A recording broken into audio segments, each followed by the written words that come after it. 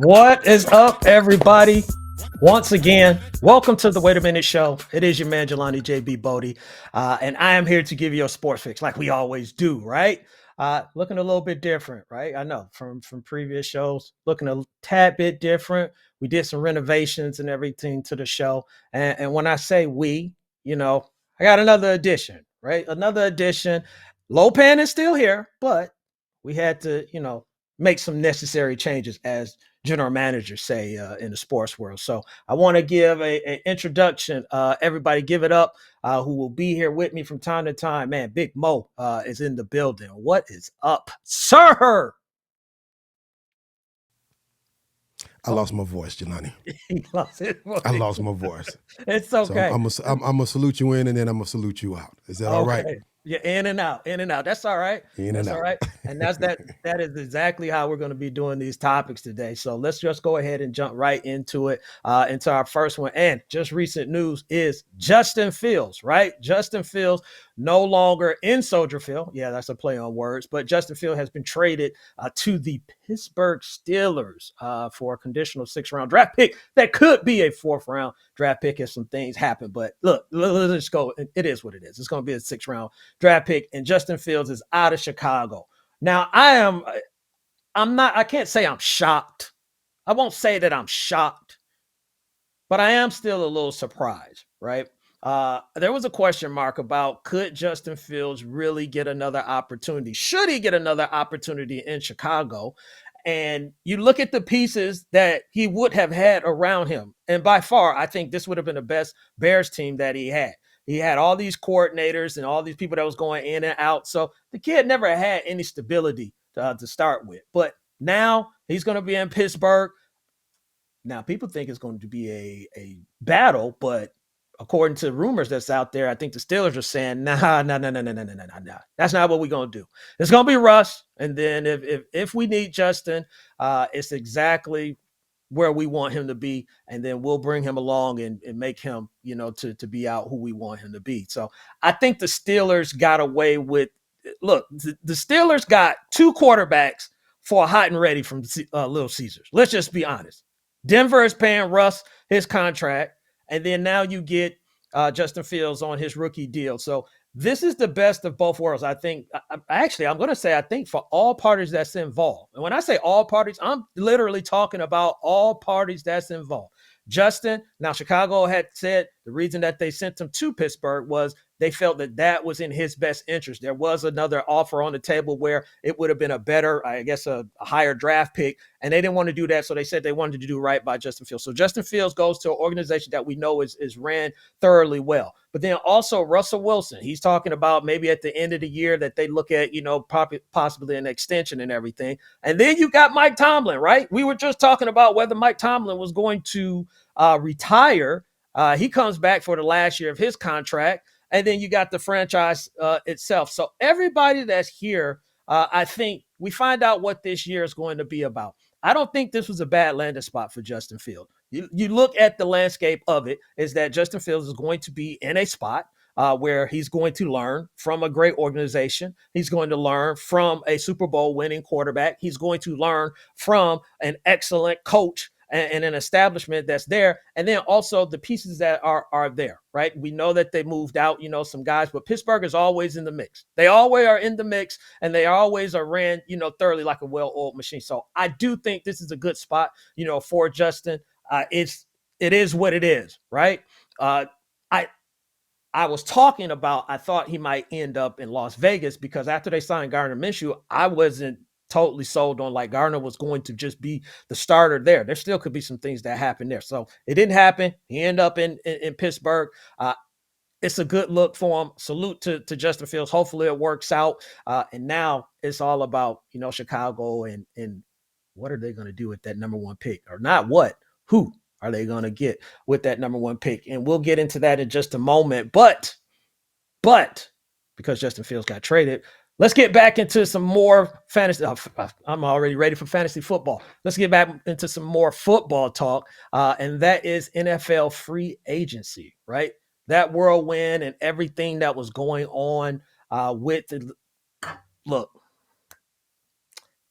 I'm going to touch base on some things. Maybe some people might be upset what I say. I don't care. It is what it is, right? I'm going to just shouts out to Cam and murder and Cam. It is what it is. But the free agency, it was what I thought it was going to be. It's going to be crazy. Let's start right here in the ATL, right? The Atlanta Falcons, they pick up Kirk Cousins right out the gate. They start trading for folks, send Ritter and everything out the way. So it's more, and Falcon fans were upset because they wanted Justin Fields and they didn't get the guy that they wanted. But here's what I'm saying about Kirk Cousins being in Atlanta and why it makes sense. And I'm saying it makes sense. I'm not saying that it's going to work out, but it makes sense. You look at the landscape of what they had before they start making all these moves, right? You had Drake London, you had Bijan Robinson, and you had Kyle Pitts. Kirk Cousins played with Justin Jefferson, TJ Hockenson, and Dalvin Cook. During that time period, they had some success there. Now, it did not play out like we thought it would with that talent. He only won one playoff game so far, in his career. We'll get to that in just a moment. But looking at the landscape of how this Atlanta Falcons team is set up, and then they go and add Darnell Mooney and they add Rondale Moore to trade where they got Ritter, up out of there. They're banking on the relationship. And the relationship that I'm talking about is that the reason I think the Atlanta Falcons went all in on this is because Kirk Cousins, during his time when he was in Washington, he spent some time with Raheem Morris, who is the head coach of the Atlanta Falcons. So I think that played a big part. I think also they wanted to go more vertical and go down the field. With the previous coach, Arthur Smith, he was more aligned with the run game and make that kind of like the focal point. Now, don't get me wrong, Robinson would still be in the mix, but I do think they want to go downfield and utilize Kyle Pitts and Drake London because Kyle Pitts is getting at the end of his contract too. So you got to find out what you got there. And also you want to try and make sure he stays there because he's supposed to be this next level tight end. So Kirk Cousins, I understand why they did it. There are question marks, but you tell me what quarterback out there that they could have got that wouldn't have had a question mark? All of them got question marks, but that money, woo, Kirk, woo, you did it again. I don't know how you did it, but you did it. You did it again. Other stuff that was going on. Let me see. Other stuff that was going on. Eagles, right? Philadelphia Eagles. I can't stand them, man. I can't stand them. I was ready to come on here and talk about how I was glad. I was happy for Saquon Barkley. Hey, they did an excellent job getting Saquon, but they really got to work on the secondary and on the defensive side.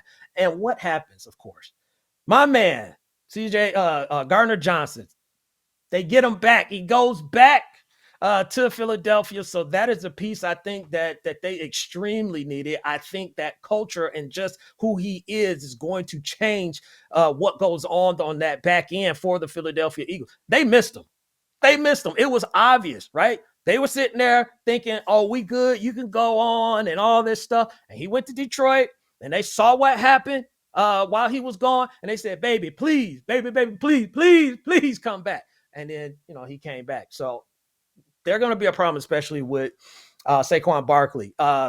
You got to look at it. DeAndre Swift was a really good running back for them. Saquon is going to be an upgrade for them. So they're going to be looking good. What else we got? Houston, the Texans, the Houston Texans, right? The Texans. I talked about them ad nauseum last year, telling everybody to watch out. And they didn't stand pat with what they did last year. They added a bunch of defensive players, on the on that side of the ball. But then they went and got Joe Mixon, gave him an extension. So this guy, he's going to be able to play out of the backfield. He's going to be able to pick up those blitzes. He's going to be able to run the balls in between the tackles. Joe Mixon does everything. So I like what the Houston Texans did as well. They didn't stand pat. They're adding, and they're just trying to continue that progression. And it's going to be scary because you got to believe Will Anderson and CJ Stroud playing as rookies. It's just kind of like everything is just flying. So it's supposed to slow down for them in year two. And that's a scary thought, that it slows down. And then they added, some of the pieces that they added to their team. Now, I've gave kudos to a few teams, and I can't get out of here without questioning some teams as well, or at least one team. So something that made me say, wait a minute. When I finally looked around and I'm looking around the landscape, look around. And once again, the Dallas Cowboys haven't did jack. I thought the Dallas Cowboys was going to be somewhat of a player. I won't even say a major player because a lot of the teams that are established, especially like the Chiefs and all, people that went to the Super Bowl and all that stuff, you make pieces, pieces here and there, like Baltimore adding, Derrick Henry. But Dallas, you cut your linebacker. I know they picked up a linebacker. They got rid of Vander Esch. You got rid of Gallup. And I don't see any additions that Cowboy fans should be excited about. Keenan Allen went to the Bears for a fourth round. That could have been a tremendous addition to CeeDee Lamb, on that team. Pollard is in Tennessee. You didn't go out. Did you go after Derrick Henry? The word was that Saquon said, I don't even think the Cowboys called Saquon. Did Joe Mixon got traded? Like, there were guys out there, and it's just, was Dallas going after these people and it just wasn't happening? Or were they looking at, hey, we good, because that was kind of the thing that happened last year. We're like, we good. And here's, if nothing else at the running back position, because I know Cowboy fans are going to come after me.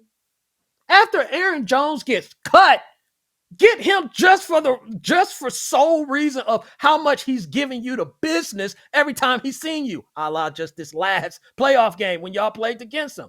Get that so you don't have to see him. But you didn't. So I don't understand it, on it. And the last team I'm going to say is interesting. And then there was some others. The Chicago, of course, what are they going to do? Who are they going to draft to add to the pieces that they got with Swift and Keenan Allen? But the Tennessee Titans, watching them picking up Pollard. They picked up Calvin Ridley. He's going to be opposite of DeAndre Hopkins. So they picked up some pieces there.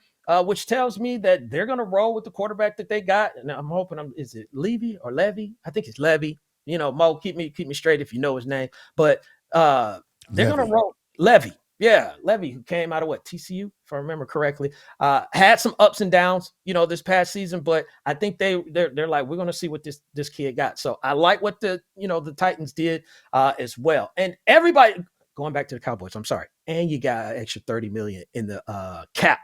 So I don't know. I don't know. I'm gonna chill out and let's get off of football because we talk about more than just football here, and let's get into the NBA, right? So NBA is starting to wrap up. We're getting close to getting to these playoffs, and for basically the whole season, the Boston Celtics have really been a powerhouse team. Right now, I think they're sitting at 52-14, sitting first in the East and actually first overall in the NBA. So right now, should we go ahead and put the Boston Celtics into the NBA Finals? Just go ahead, wrap it up, put a bow on it, and say they're going to be there. And at the beginning of the year, before the year started, when that Milwaukee trade happened, I said it's a wrap. It's going to be between Boston and Milwaukee, and I could see Milwaukee, getting back to the finals. Well, 2020, right, is easy after you see it. And Milwaukee has had their struggles, and Boston has just continued to go on this warpath, if you will. And I do feel that they're trying to prove something. So, yeah, I can put them into I have no problem, just changing my mind, as long as I'm not flip-flopping all over the place. Yeah, let's go ahead and put them into the finals. And Boston was never a question mark as far as like, could they get to the finals? It's just this lapse that happens. I'm not worried about the regular season. The only time that you really got to worry about the Boston Celtics is when the playoffs came. We saw a prime example of that last year. Now, I'm not going to put anything on them that year that they went to the finals and faced the Golden State Warriors, because the Golden State Warriors are the Golden State. Well, they were the Golden State Warriors, right? They were a balanced, experienced team, and they made the Boston Celtics pay for some of the young mistakes that they made. So I'm not putting that on them. But everything here right now it's all for the taking for the Boston Celtics. They have to just go out there and grab it. They can't be playing around in the playoffs. So I do believe that you can put them in for the finals. Now, I'm not going to go out on a limb and say they're going to win the finals just yet. I need to see what happens once when they start performing in these finals and everything start playing against top tier teams and teams that get to make adjustments, game after game. But yeah, by all means, and this is an opportunity for Tatum and Brown really to take a stranglehold on the Eastern Conference and show everybody, why they're getting paid what they're getting paid, but then why we're talking about them the way that we're talking about them. That window is not going to be open for a long period of time. Don't think that things can change, landscape can change quickly. So, but as far as like right now, where we're at, what is it? March 17th? Yeah. Boston is going to be in the NBA Finals, right? So they'll probably make me look bad and lose in the first round. Don't do me like that, Boston. I'm trying to come over to your side. So help me out, with that. Speaking of help, I need some help. Mo, I need you back. I need you back in the screen. I need you to pop in here, sir. Let me ask you a question before you ask me one. Who's going to beat them in the first round? I mean, you're talking about a 10-game lead over the Eastern Conference. Well, see, here's the thing. Boston, if I remember correctly, Boston finished in first last season. And you got in here and because it's all about matchups, right? That's why I said I need to see what's going to happen from game to game because these teams, they get in and you should be blowing out an 8th seed, 7th seed, or whatever 10th seed team, and they'll have one guy that's a matchup nightmare, and then they'll exploit that, right? Or remember, they had turnovers. They was getting turnovers left and right. They were losing leads and everything. So I think it's mental. I just think they need to get over the mental part of it. I'll be honest, and I'll say this. I think right now with Boston, I mean, when the last time we seen them just run away with the conference the way that they're doing, the way that they playing, I got them picked to win it all this year. I got them picked to win it all. And I may sound crazy, but, I got them picked to win it all. I just think they match up great with everybody. Oh yeah, they definitely do. But we got to see it. We got to see it. I think it's Tatum time. Time. I hope so because he wants it, and I know he wants it, and he wants to prove it to everybody. So it's not every day that there's a guy that wants it like that, and you can tell Tatum wants it. He wants to be that dude. He wants to be the face of the franchise. He wants to be that nemesis for everybody in the league. And I'm not saying he wanted to play villain or anything like that, but just to say, you know what, if anything's going to roll, you got to come and see me. With anything. He can do that. I do believe that he can do that. He tired of the criticism too. Yeah. Because when you make the money, comes the criticism comes with it. So I got a question for you, Mo. Right? Okay. Someone asked me this and basketball related. And I'll give you my answer, or you can give me your answer first. You tell me how you want to go. But they asked me, they said, would I take $1 million, just $1 million, or would I forego the $1 million, play in the NBA game for 45 minutes, and believe in myself to score 15 points, and I get $20 million? Now I can answer. I can give you my answer, or you can go first. You let me know. I'll give you the autonomy to lead this. How you want? Give me $1 million. Give me $1 million. 15 points. 15 points. How many times have you seen starters go into an NBA game and struggle to score 6 points, regardless of the position? No, I'm going to do 15 you one points. Better. How many people you seen at LA Fitness score 15 points? No, you're not. And it's too many variables to it. It's because who am I playing with? What team am I playing on? Who's the coach? Right. What we're running? It's so many things. There may be somebody that just want to hate on me. They want to keep me down. And they like, listen, I ain't passing the ball at all to Jelani. I'm shooting. This is what you have to think about. This is what you got to think about. Okay. You're going in an NBA game for how long you say, 45 minutes? 48 minutes. What they said. 48 minutes to 48 minutes to score 15 points, right? Yeah, and you're not going to play 48 minutes because you're not in shape like that. Right. So. Now, if you're an NBA player, do you want to be the guy that have this guy come in and score on you? Come on. Nah. Give me $1 million, I'll be happy. Exactly. Or I thought this is where you're about to go. Do you want to be the guy where this dude come in off the street, he scored 15? They're gonna be like, well, we need you for it. If this dude scored 15. Hey, listen, players getting contracts to be able to score 15 points a game. Exactly. Double-digit I'm not doing it. I can't do it. I can't do it. Nah. Ain't no way. I'll take $1 million and be just fine. I take $1 million and I think I would be able to make it in life, with that. I'll I be think I just would. fine. I promise. I promise Yeah, I'll be just fine. yeah. Because But it's no amount, that $20 million, you want to think that that's enough motivation and inspiration for me to go out there and just give it 120%. You'll leave with a bad knee, some kind of injuries or whatever. No, it's not no, happening. not It's not until happening. yeah, not until you get out there and then you finally realize that you really out there with NBA players. You're Exactly. gonna be like, Exactly. it's real out here. It's real. So yeah, I'm Give me taking 25, give me 20 million just to survive 48 minutes there you without go. passing out. There you go. Yeah, something like I'll take that. that. I gotta Yeah, play just all to say I 48. ran up and down the court Yeah. every play. I that's a challenge. I might bet on myself on something like that. But yeah, Exactly. 15? Heck no. No way. No Nah, way. check please. Cash me out. Oh man. Speaking of out, Mo is out, but man, we're doing something different now, with the Wait a Minute show. We stand sports, but we're touching on stuff that everybody be talking about as well. And have you checked out the latest episode of BMF? So they're on season 3, right? This is one of my favorite shows to watch. They're on season 3. This was episode 3 that's going on at this point. Everybody should have seen it, so I'm not spoiling it. But if you haven't seen it, maybe you might want to cover your ears or something. But in this episode, right?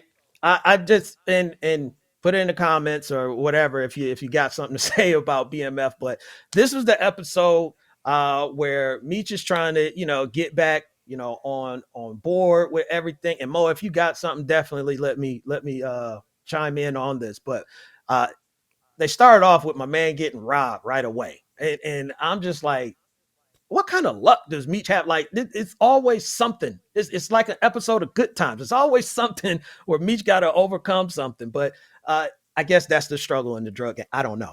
I was never a drug dealer, so maybe someone that is a drug dealer can speak from experience. I don't know. I'm not the drug dealer. Right? I'm not But the drug I dealer. hear a but. Nah, we're not doing that on the air. We're not doing that on the air.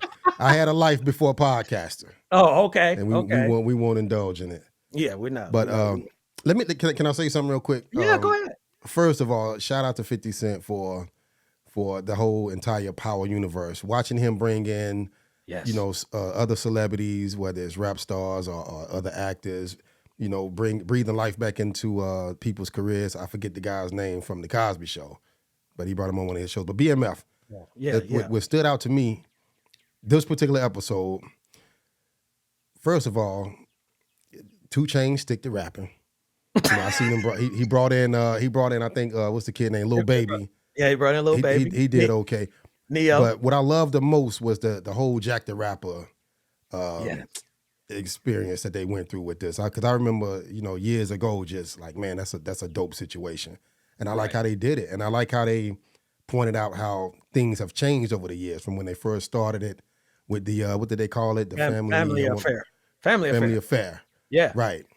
And I just thought it was dope, man. And dope show. I think it's the best one out of that entire universe, man. Yeah, I love it. I love watching it, and because it always gives me something to question. But like you said, yeah, at Jack the Rapper. I mean, come on, Mm-hmm. Charles. Come on, Charles, man. Your kid already told you, giving you the hint. Don't come down here, man. And then he down here really thinking like, I guess he gonna get a deal or something. I'm like, It's Charles. hard to root for Charles, man. It's Yeah. hard. I came this close to feeling sorry for Charles this episode because dude Maurice, he come in the mix, Yeah. and you can tell where that situation is going to go with Charles's wife, but Oh, I I kind got of wanted something to to say feel about sorry that. for him. I got something to Okay, say all about right. Lucille, but go ahead with Charles. I wanted to feel sorry for him, but then just kind of watching, how he moved in Atlanta, it's like, dude, come on, man. Yeah. At some point, you don't know everything, man. Just fall back. He could have like Meech told him, "Hey, man, what I'm gonna tell my mom if you get hurt, right? Exactly. Listen to What? me. Now, you done already told me you don't want me involved in this life, but here you are in my world, and I'm telling you, you need to leave. Go home. Go back to the room. Yeah. He's sitting there like, what I need to go for? Da, da, da, da, da. And you I'm know a grown what? man.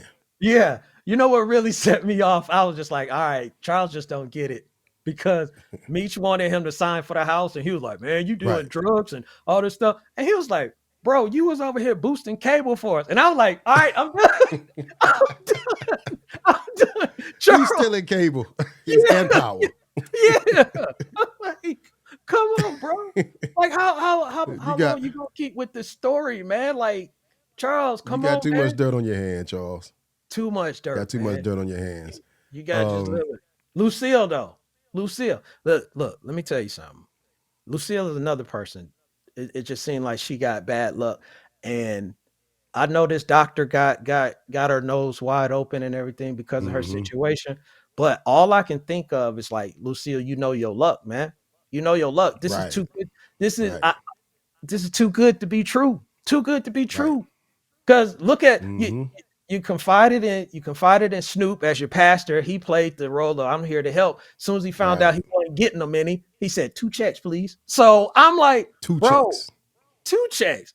So I'm like, your luck with people ain't that great right now. So this dude just happened to just come in. I'm telling you, something's up with that doctor. I don't know what it is. I haven't figured it out yet. Yeah. Something is up. Something ain't all right with him. Listen, just take the check. He didn't write the check to you. He made it to the church. So it's not really going to come back on you. Like, take the check and just be careful. Be careful because he coming at you at the wrong point in your life. You're vulnerable right now. Yes. Right? Wait, what happened to him the first time? You know, he disappeared, right? So listen, just tread carefully with that one. Tread carefully. I don't know. I think it's not going to end well for her. It's not going to end well for her. And the 2 women that T trying to juggle right now, that ain't going to end well for him. Something about to blow up. I'm glad you mentioned that. I wasn't even thinking about that, but you're absolutely right. You T, how much of a fool can you be? But you know what? I guess that cougar, Bro, that cougar have you experience. seen Lala? I have. We got to go there, but I understand. I understand.